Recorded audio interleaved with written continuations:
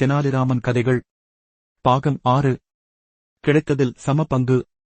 கிருஷ்ணதேவராயர் அரண்மனையில் அமைச்சருக்கான தேர்வு நடைபெற்றது. அதில் எப்படியாவது கலந்து கொள்ள வேண்டும் என்றெண்ணி தெனாலிராமன் அரண்மனைக்குள் செல்ல முயன்றான். ஆனால் வாயில் காவலர்கள் ராமனை உள்ளே விட மறுத்தனர்.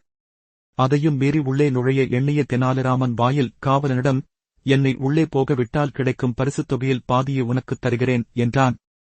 பரிசுக்கு ஆசைப்பட்ட காவலனும் தெனாலிராமனை உள்ளே அனுப்பினான். அரசபையில் மன்னர் உட்பட அனைவரும் இருந்தனர். அவர்கள் முன்னிலையில் தெனாலிராமன் நின்றான்.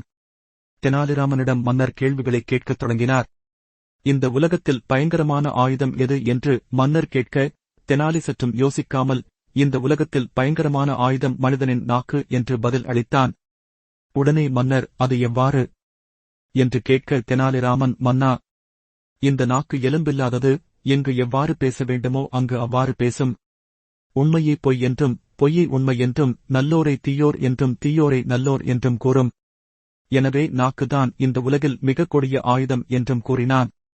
அது மட்டுமில்லாமல் சில அமைச்சர்கள் கேட்ட கேள்விகளுக்கும் தெனாலிராமன் மிகச் சாதுரியமாக பதில் அளித்தான். அதைக் கேட்ட மன்னரும் அரசபையில் உள்ளவர்களும் ஆச்சரியமடைந்தனர். மன்னர் தெனாலிராமனைப் பார்த்து, உன் திறமையைக் கண்டு நான் வியக்கிறேன். இன்று முதல் என் அரசபையில் நீயும் ஒரு அமைச்சர் என்று சொல்லி, உனக்கு என்ன பரிசு வேண்டும் கேள் என்று கேட்க, தெனாலிராமன், எனக்கு 50 பொற்காசுகளும் 50 சவுக்கடிகளும் வேண்டும் என்றான். மன்னர், ஏன் இவ்வாறு கேட்கிறாய் என்றார். அதற்குத் தெனாலிராமன் அரண்மனை வாயிலில் நடந்ததைக் கூறினான்.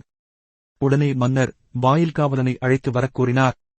வந்த காவலனிடம், ராமன் கூறியது உண்மையா என்று கேட்டார். வாயிற்காவலனும் அதை ஒத்துக்கொண்டான். தெனாலிராமன் மன்னரிடம், நான் அவனுக்கு வாக்கு கொடுத்தது போல நான் வாங்கிய பரிசுத் தொகையில் பாதியான 50 சவுக்கடிகளை அவனுக்கே கொடுங்கள் என்று கேட்டுக்கொண்டான். மன்னரும் அதை நிறைவேற்றினார். மேலும் தெனாலிராமனின் புத்திக்கூர்மையையும் சமயோசித அறிவையும் பாராட்டினார்.